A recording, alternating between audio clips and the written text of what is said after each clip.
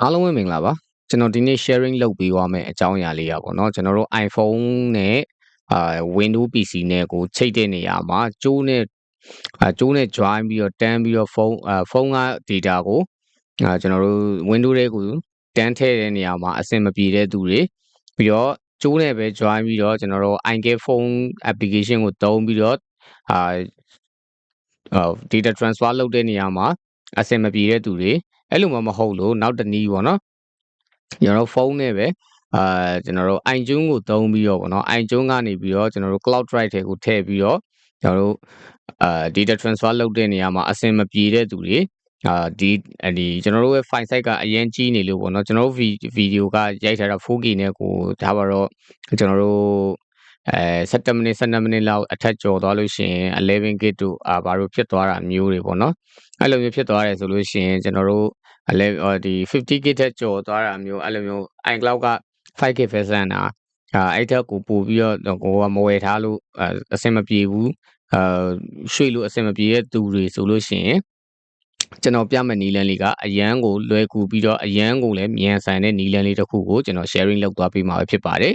ဒီနည်းလမ်းလေးကအရန်လည်းမြန်တယ်ပေါ့နော်ဆိုတော့အားလုံးတေချာလေးလိုက်ကြည့်ပြီးတော့တေချာလေးလိုက်လို့ရအောင်ပေါ့နော် okay အဲ့ဒါဆိုစလိုက်မယ်ပေါ့နော်ကျွန်တော်ဆိုလို့ရှိရင်ကျွန်တော်တို့ရဲ့ desktop ပေါ်မှာအရင်ဦးဆုံးကျွန်တော် desktop ကနေအရင်ပြမယ်ပေါ့နော်ဆိုတော့ကျွန်တော် desktop မှာအရင်ဦးဆုံးကျွန်တော်တို့က network ကျွန်တော်တို့ကဒီ iPhone ကောဒီ desktop ကောက network တစ်ခုလေးရဲ့အောက်မှာပဲရှိရမယ်ပေါ့နော်ကျွန်တော်တို့က wireless အနေနဲ့ transfer လုပ်မှာဖြစ်တဲ့အတွက် IP တစ်ခုရဲ့အောက်ကနေပြီးတော့ကျွန်တော်တို့က data ကို transfer လုပ်မှာဖြစ်တဲ့အတွက်network တစ်ခုလေးရဲ့အောက်မှာပဲရှိရပါမယ်အဲ့ဒါပြီးသွားလို့ရှိရင်တော့ကျွန်တော်တို့ဒီမှာကျွန်တော်တို့ဒီ local user account တစ်ခုဖွင့်ပေးရမယ်ပေါ့နော်ဆိုတော့ကျွန်တော်တို့အဲ့ဒါလေးကိုကျွန်တော်လိုက်ကြည့်လိုက်အောင်ပေါ့နော် okay အဲ့တော့ကျွန်တော်တို့အရင်ဦးဆုံး local user account တစ်ခုသွားဖွင့်မယ်ဆိုလို့ရှိရင်ကျွန်တော်တို့ command prompt ကိုသွားမယ်ပေါ့နော် command prompt ကိုသွားမယ့်နေရာမှာကျွန်တော်တို့ windows R နဲ့သွားပြီးတော့ cmd ဆိုပြီးတော့ကျွန်တော်တို့ command prompt နဲ့တန်းသွားလို့လည်းမရဘူးပေါ့နော်တန်းသွားမယ်ဆိုလို့ရှိရင်ကျွန်တော်တို့သွားချင်တာက windows system 32တဲ့ကိုသွားချင်တာအခုက user account မောင်ဆိုပြီးရောက်နေပေါ့နော်တကယ်လို့အဲ့လို windows R နဲ့သွားလို့ windows system 32တဲ့ကိုတန်းရောက်တဲ့ computer တွေဆိုလို့ရှိရင်တော့ sorry အဲ့တိုင်းပဲသွားလို့ရတယ်ပေါ့နော် okay ကျွန်တော်တို့ရှိမှာကဒီတိုင်းမရောက်ဘူးပြီးတော့ကျွန်တော်ဒီကနေပြီးတော့ command prompt ဆိုပြီးတော့ဝင်လို့ရှိရင်လည်းမရောက်ဘူးပေါ့နော်ဒီတိုင်းပဲဖြစ်နေတဲ့အတွက်ကျွန်တော်ဘယ်ကနေဝင်ပေးရမလဲဆိုတော့ကျွန်တော်တို့ command ဆိုပြီးတော့ command ဆိုပြီးရိုက်လိုက်လို့ရှိရင်ဒီမှာ command prompt ရဲ့ဟာလေးပေါ်လာလိမ့်မယ်ပေါ့နော်ပေါ်လာလို့ရှိရင်ဒီဘက်အချမ်းက run x administrator ဆိုတာလေးကိုကျွန်တော်တို့ဝင်လိုက်မယ်ပေါ့နော်ပြီးရင် yes ကိုနှိပ်ပေးလိုက်ပေါ့နော်အဲဆိုလို့ရှိရင်ကျွန်တော်တို့ Windows System 32တဲ့ကိုရောက်ပြီပေါ့ okay အဲဆိုလို့ရှိရင်အဲ့ထဲမှာကျွန်တော်တို့က local user account ပေါ့နော်ကျွန်တော်တို့ဖွင့်ပေးမှာဖြစ်တဲ့အတွက်ဒီထဲမှာကျွန်တော်တို့ user account လေးဖွင့်မယ်ပေါ့နော် net user user ဆိုပြီးတော့ net aသေးတွေနဲ့ယူပါပေါ့နော် net user ပြီးသွားလို့ရှိရင် double colon ပြီးရင် transfer ဆိုပြီးတော့ဒါက user account ရဲ့နာမည်เนาะကျွန်တော်ကဒါကကြည့်ရတာရှင်းအောင်လို့ကျွန်တော် transfer ဆိုပြီးပေးထားတာကိုပေးခြင်းတဲ့နာမည်ပေးလို့ရတယ်เนาะtransfer ပြီးသွားရှင်ဒီမှာနောက်ထပ်ဒါက password ပေါ့เนาะ password ဆိုလို့ရှိရင်လည်း double colon 1 2 3 password ကိုလည်းကိုပေးခြင်းတဲ့ password ပေးလို့ရတယ်เนาะဆိုပြီးတော့ကျွန်တော် space bar ပြီးရင် /add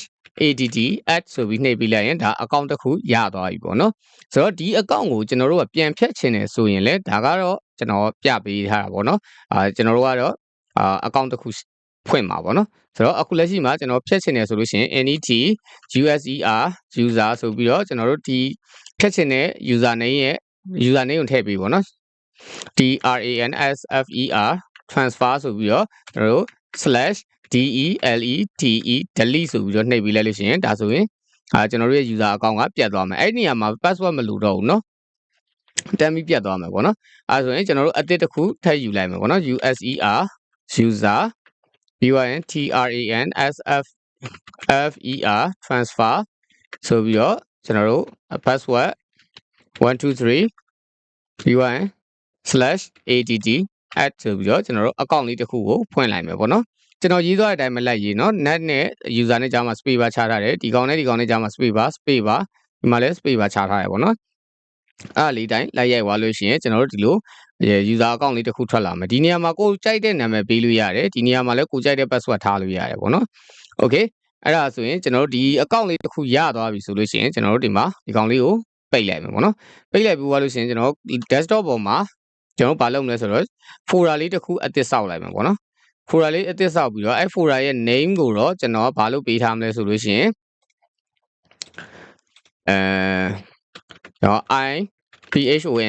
iPhone iPhone ဆိုပြီးတော့ပဲ iPhone sharing ပေါ့နော် iPhone data iPhone data ဆိုပြီးကျွန်တော်ပေးလိုက်မယ်ပေါ့နော် okay iPhone data ဆိုပြီးတော့ကျွန်တော်ပေးထားလိုက်ပြီပေါ့နော်ဒီ file လေးကိုကျွန်တော်တို့က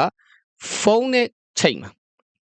နော်ဖုန်းနဲ့ချိန်မှာဖြစ်တဲ့အတွက်သူ့ပေါ်မှာ right click ထောက်ပြီးရင် property ဆိုပြီးတော့ကျွန်တော်တို့နှိပ်လိုက်မယ်ပြီးရင် sharing နဲ့ကိုသွားမယ်ပေါ့နော်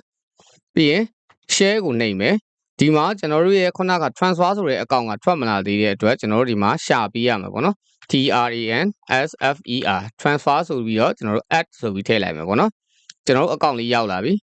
ဆိုလို့ရှိရင်သူ့ဘက်မှာ read and write လုပ်ပေးရမှာပေါ့နော်ဘာဖြစ်လို့ read and write လုပ်ပေးရလဲဆိုတော့ကျွန်တော်ဖုန်းထဲကနေ data ကိုလည်းကွန်ပျူတာထဲထည့်ခြင်းထည့်မယ်ကွန်ပျူတာထဲက data ကိုလည်းဖုန်းထဲကိုပြန် share ခြင်းလည်း share လို့ရအောင်လို့နှစ်ဖက် profit ရအောင်လို့ကျွန်တော် read and write ကိုထားပေးရပါတော့အဲ့ဒါပြီးရင်ကျွန်တော်တို့ share ကိုနှိပ်မယ်ပြီးသွားရင် done ကိုနှိပ်မယ်ပေါ့နော်ပြီးသွားရင် advanced sharing နဲ့ကိုသွားမယ်ပြီးတော့ share this folder ပေါ့နော်ဒီမှာ iPhone data ဆိုတဲ့file ကို share မှာဖြစ်တဲ့အတွက်ကျွန်တော်တို့ဘာမှမပြင်တော့ဘူးအဲ့တိုင်းပဲထားမယ်ပြီးသွားရင်ကျွန်တော်တို့အောက်မှာ permission ဆိုတဲ့နေရာလေးကိုသွားမယ်ပေါ့နော်သွားပြီးသွားလို့ရှိရင်ဒီနေရာမှာကျွန်တော်တို့ရဲ့ transfer ဆိုတဲ့ account မတွေ့သေးဘူးပေါ့နော်မတွေ့သေးတော့ကျွန်တော်ဒီထဲမှာ transfer ဆိုပြီးသွားရှာလိုက်မယ်ပေါ့နော်sorry ကျွန်တော်ဒီမှာဟိုဟာနှိပ်ပါနော် add ဆိုတဲ့နေရာလေးကိုနှိပ်ပြီးတော့မှ transfer ဆိုတာလေးကိုကျွန်တော်ထည့်ပြီးတော့ name ကို check လုပ်ကြည့်လိုက်မယ်ပေါ့နော်အဲဆို arca transfer ဆိုပြီးတော့ကျွန်တော်ရဲ့ PC တွေက transfer ဆိုတဲ့ account သူတွေ့သွားပြီပေါ့နော်တွေ့သွားပြီဆိုရင်ကျွန်တော် okay နှိပ်လိုက်မယ်ပြီးတော့ကျွန်တော်တို့ permission ကိုကျွန်တော်တို့ full control ပေးလိုက်မယ်ပေါ့နော်ပြီးသွားရင် allow apply okay ပြီးတော့ close လုပ်လိုက်မယ်ပေါ့နော်ဒါဆိုရင်ကျွန်တော်ဒီဘက်ကအားလုံးပြင်ဆင်ပြီးသွားပြီပေါ့နော်ဒါပေမဲ့တစ်ခုရှိတာကကျွန်တော်ကွန်ပျူတာနဲ့ချိတ်ဒီ PC နဲ့ပေါ့နော်ဒီ Windows PC နဲ့ဖုန်းနဲ့ချိတ်ဖို့ဆိုရင်ကျွန်တော် IP address လိုတယ်ပေါ့နော်ကွန်ပျူတာရဲ့ IP address ကိုသိမှရမှာပေါ့နော်ဆိုတော့ကျွန်တော်တို့ကွန်ပျူတာရဲ့ IP address ကဒီ network ရဲ့ IP address ဒီကွန်ပျူတာရဲ့ရောက်နေတဲ့ network ရဲ့ IP address ပေါ့နော်အဲ့ဒါဆိုလို့ရှိရင်ကျွန်တော် command prompt နဲ့ကိုပြန်သွား okay IP config ပြီးတော့ဒီလိုမျိုးလေးပေါ့နော်တုတ်ချောင်းထောင်လိုက်လေးကိုထည့်လိုက်ထည့်1 find5 ဆိုပြီးတော့ကျွန်တော်တို့ဒီမှာIPv4 ဆိုပြီးတော့ကျွန်တော်ရှာလိုက်မယ်ဆိုလို့ရှိရင်ဒါ IPv4 address တွေပဲထွက်လာမယ်ပေါ့နော်ဒါအပေါ်ကကောင်ကကျွန်တော် VPN ချိတ်ထားလို့ထွက်လာတဲ့ IP address အောက်ကကောင်ကကျတော့ကျွန်တော်ရဲ့ set ရဲ့ IP address ပေါ့နော်set ထဲကိုရောက်နေတဲ့ network ရဲ့ IP address ပေါ့နော်အဲ့တော့ 192.168.1.2 နဲ့ထွက်လာတယ် okay အဲ့ဒါဆိုလို့ရှိရင်ကျွန်တော်တို့ဖုန်းထဲကိုသွားလိုက်မယ်ပေါ့နော် okay ဖုန်းထဲရောက်ပြီဆိုလို့ရှိရင်ကျွန်တော်တို့ဘာလုပ်မလဲဆိုလို့ရှိရင်ဒီမှာ file ဆိုတာလေးရှိရပေါ့နော်ဖုန်းထဲမှာ file ဆိုတာလေးရှိရပေါ့နော်ဒီ file ဆိုတာလေးကိုကျွန်တော်တို့ကဝင်လိုက်မယ် okay ဝင်ပြီးရင်ဒီထဲကနေထွက်လိုက်မယ်ထွက်ပြီးသွားခြင်း file ကဒီမှာဒီထဲကိုရောက်နေပြီပေါ့နော် okay အဲ့ဆိုလို့ရှိရင်ကျွန်တော်တို့ဒီမှာဒီပုံစံပေါ်နေပြီပေါ့နော်ကျွန်တော်ခုနက IP address လည်းမရှိတော့ဘူးဆိုလို့ရှိရင်ကျွန်တော်ဒီမှာ connect to server ဆိုပြီးတော့ဝင်လိုက်မယ်ပြီးရင်ဒီထဲမှာရိုက်ထည့်ပေးမယ် 192.168.1.2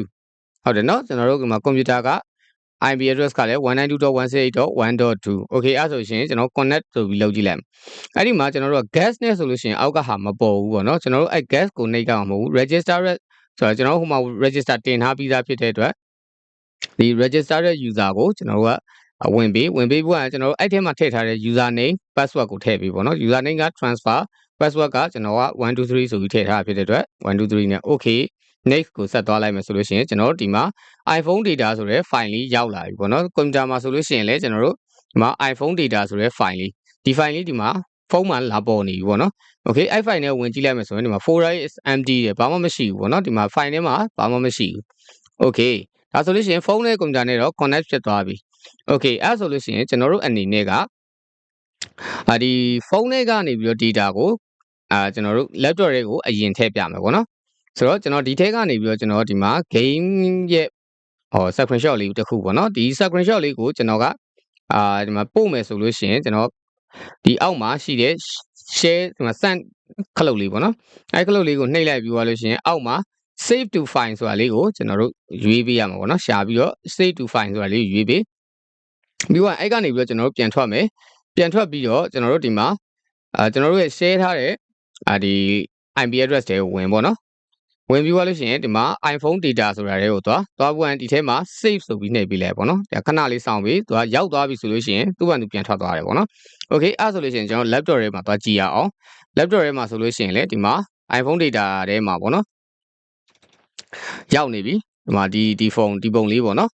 okay ပုံလေးရောက်နေပြီပေါ့နော် okay ဟုတ်ပြီအဲ့ဆိုလို့ရှိရင်ကျွန်တော်တို့ဖုန်းထဲကနေပဲရတာလားကွန်ပျူတာထဲကရောပြန် share ကြည့်မယ်အဲ့ဆိုလို့ရှိရင်ကျွန်တော်တို့ဒီမှာကွန်ပျူတာတွေက share မယ်ဆိုလို့ရှိရင်လေဒီ file လေးပေါ့နော်ဒီမှာကျွဲထိုင်ဖျားဆိုတဲ့ file လေးကိုကျွန်တော်ယူလိုက်မယ်ပြီးရင်ဒီထဲကို paste ချလိုက်မယ် copy paste ပေါ့နော်ချလိုက်မယ်ဆိုလို့ရှိရင်ဒီဘက်ကလည်း okay ရောက်သွားပြီပေါ့နော်ဒါဆို okay ရောက်သွားပြီဆိုလို့ရှိရင်ကျွန်တော်ဒီဘက်မှာသွားပြန်ကြည့်ဒီဘက်မှာသွားပြန်ကြည့်မယ်ဆိုလို့ရှိရင်ကျွန်တော်တို့ file ထဲကိုသွားမယ် file ထဲကိုသွားပြီးလို့ရှိရင်အမှကျွန်တော် iPhone data တွေမှာရောက်နေပြီပေါ့နော်ဒီထဲကိုဝင် iPhone data တွေကိုသွားကျွဲထိုင်လေးကိုကျွန်တော်ဖွင့်ကြည့်လိုက်မယ်ဆိုလို့ရှိရင်ကျွန်တော်တို့ရဲ့ဖုန်းထဲကိုရောက်နေတာကိုမြင်နေရပြီပေါ့နော် okay အဲ့ဆိုလို့ရှိရင်ဒီ file ကအခုလက်ရှိကဒီ folder ထဲမှာပဲရှိနေသေးတာပေါ့နော်လက်ရှိမှာဒီ folder ထဲမှာပဲရှိနေသေးတာအဲ့တော့ကျွန်တော်တို့ကဖုန်းထဲမှာပြန် save ကျင်တယ်ဆိုရင်ဘယ်လို save မလဲဆိုလို့ရှိရင်ဒီပုံလေးကိုဖွင့်ထားပြီးတော့အောက်က send ခလုတ်လေးကိုနှိပ်ပြီးသွားရင် save image ဆိုတာလေးကိုကျွန်တော်တို့နှိပ်ပေးလိုက်ရုံပဲပြီးသွားရင် done ကိုနှိပ်ပေးလိုက်ပေါ့နော်အဲ့ဆိုရင်ကျွန်တော်ဒီထဲကနေထွက်ပြီးတော့အပြင်က file ထဲမှာသွားကြည့်ရင်ကျွန်တော်ရဲ့ဒီမှာကျွဲထိုင်ပြားဆိုတဲ့ပုံလေးရောက်နေပြီပေါ့နော် okay အဲ့ဆိုလို့ရှိရင်ကျွန်တော်တို့ဖုန်းထဲကနေပြီးတော့ဗီဒီယိုတစ်ခုကိုကျွန်တော်တို့ပို့ကြည့်အောင်နော်ကျွန်တော်ရဲ့ဒီဗီဒီယိုဖိုင်လေးပေါ့နော်ဒီဗီဒီယိုဖိုင်လေးကိုကျွန်တော်ပို့ကြည့်မယ်ပေါ့နော်အဲ့ဆိုလို့ရှိရင်ဒီတိုင်းပဲ send ခလုတ်လေးကိုနှိပ်ပြီးသွားရင်ဒီအောက်မှာ save to file နဲ့ကိုသွားပြီးသွားလို့ရှိရင်ကျွန်တော်တို့ဒီမှာ location ကိုရွေးပေးပေါ့နော်ဒီမှာကျွန်တော်တို့ရဲ့ IP address တွေကိုသွား iPhone data တွေကိုသွား save လုပ်လိုက်ပေါ့နော်ဒီမှာရောက်သွားရင်သူ့ဘက်သူ auto ထွက်သွားလိမ့်မယ် okay ထွက်သွားပြီအဲ့ဆိုလို့ရှိရင်ဒီမှာ laptop ထဲမှာသွားကြည့်မယ်ဆိုလို့ရှိရင်လည်း laptop ထဲမှာလည်းရောက်နေပြီပေါ့နော် okay အဲ့ဆိုလို့ရှိရင်ကျွန်တော်ဒီ file က MOV နဲ့ file ဖြစ်တဲ့အတွက်ကျွန်တော်ဒီကောင်းကိုWindows Media နဲ့ဖွင့်လို့မရတဲ့အတွက်ကျွန်တော် VSE Media နဲ့ဖွင့်လိုက်မယ်ပေါ့နော် record လုပ်ထားမယ်ဒီမှာ start recording okay ရောက်နေပြီပေါ့နော် okay အဲ့ဆိုလို့ရှိရင်ဖုန်းထဲက data တော့ဟိုဘက်ကိုရှောက်ရောက်သွားပြီပေါ့နော်အဲ့ဆိုလို့ရှိရင်ကွန်ပျူတာထဲကဗီဒီယိုဖိုင်ကိုကျွန်တော်တို့အဲ့ထဲကိုရွှေ့လို့ရမလားတစ်ချက်ကြည့်မယ်ပေါ့နော်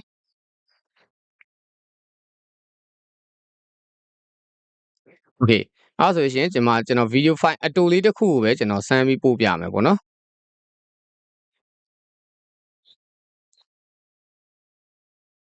okay ဒီကောင်လေးကို control C ဒီကနေပြီးတော့ control ဒီဘက်မှာ paste ချလိုက်မယ်ပေါ့နော် green screen ဆိုတဲ့ကောင်လေးကိုကျွန်တော် paste ချလိုက် okay ဒီဘက်ထဲမှာရောက်ပြီလားကျွန်တော်သွားကြည့်လိုက်မယ်ပေါ့နော် file နဲ့ဝင်မယ်ဒီမှာ green screen ဆိုတာလေးရောက်နေပြီပေါ့နော်အဲ့ဆိုရင်ကျွန်တော်ဝင်ကြည့်လိုက်မယ် okay နော်ဒီကောင်လေးရောက်နေပြီ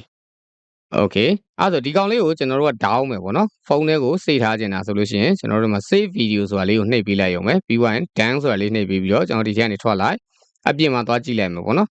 ဆိုလို့ရှိရင်ကျွန်တော်ဒီမှာဒီ video file လေးကရောက်နေပြီဖြစ်ပါတယ် okay အရန်လွယ်တယ်ပေါ့နော်ဒီ